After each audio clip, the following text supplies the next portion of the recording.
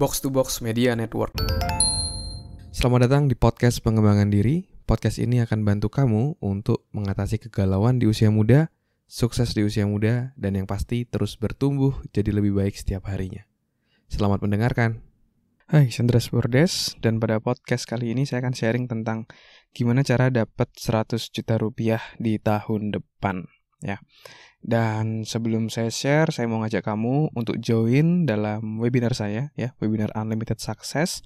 Gimana cara kamu bisa sukses di usia muda meskipun kamu merantau, belum punya banyak pengalaman, belum punya banyak relasi. Silakan kamu join, silakan klik link yang ada di deskripsi, ya.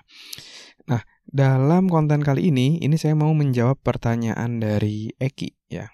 Jadi Eki ini waktu itu sempat WhatsApp ke saya. Siang Mas Andreas, maaf ganggu sebelumnya. Saya rasa saya memerlukan mentor untuk mencapai goal saya. Kalau Mas Andreas nggak keberatan, mau nggak Mas Andreas menjadi mentor saya? Tapi kalau Mas keberatan, nggak apa-apa. Nah, lalu saya jawab, ya silakan aja, boleh aja. Kalau ada pertanyaan, silakan WhatsApp aja. Lalu Eki bertanya seperti ini.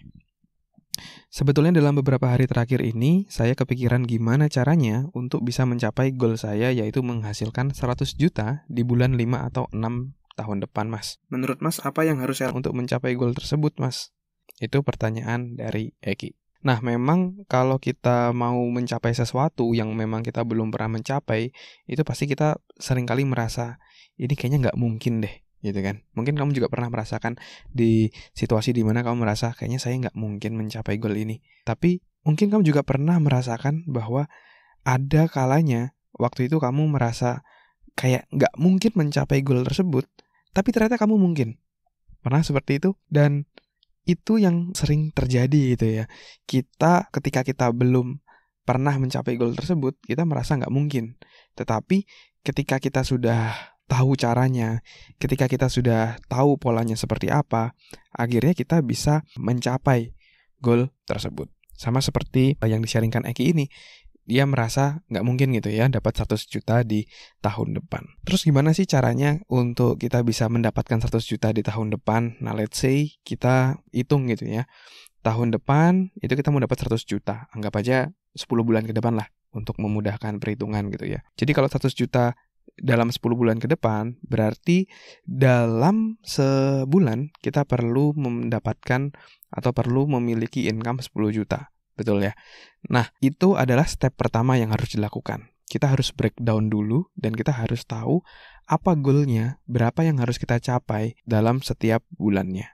Nah, setelah kita tahu berapa yang kita perlukan setiap bulannya, langkah selanjutnya adalah kita perlu untuk meningkatkan skill dan meningkatkan kemampuan kita sehingga kita bisa memberikan value yang tinggi sehingga kita layak untuk mendapatkan income atau dibayar senilai 10 juta per bulan. Jadi, kamu perlu coba refleksi ke dalam dirimu, apakah value saya sudah senilai sesuai dengan goal saya atau belum gitu. Apakah value yang saya berikan itu sudah, kalau dalam konteks ini 10 juta per bulan gitu, apakah sudah segitu atau belum gitu. Kalau kita membandingkan situasi kita saat ini dengan goal kita, ya kita ngerasa nggak mungkin. Gitu, karena mungkin saat ini value-nya baru contoh misalnya 5 juta per bulan.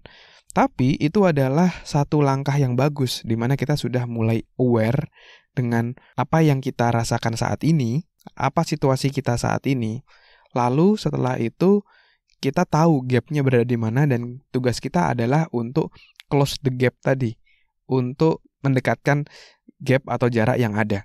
Jadi misalnya dalam 5 juta per bulan, nah itu kan berarti kita harus meningkatkan value kita untuk jadi 10 juta per bulan.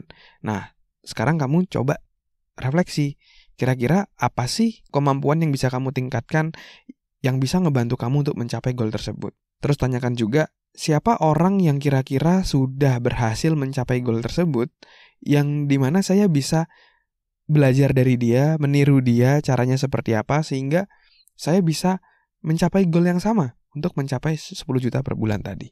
Dan ini juga yang saya lakukan waktu itu. Ketika saya punya suatu target income dan saya merasa saat itu saya kalau gitu-gitu aja saya nggak akan bisa ke sana, saya mulai melihat orang lain ya. Mulai kalau dari istilah bisnis itu namanya benchmark. Jadi kita membandingkan dengan yang lain. Apa sih yang dilakukan? Gimana dia bisa mendapatkan 10 juta? Apa yang membedakan antara dia sama saya? Nah, itu kita pelajari apa perbedaannya. Dan setelah kita melakukan itu, kita tingkatkan kemampuan kita, skill kita sesuai dengan yang dia miliki. Dan setelah itu kita lakukan, kita akan cenderung bisa mendapatkan income yang kurang lebih sama dengan yang orang tersebut dapatkan. Jadi kalau dulu tuh saya trainer kayak gitu.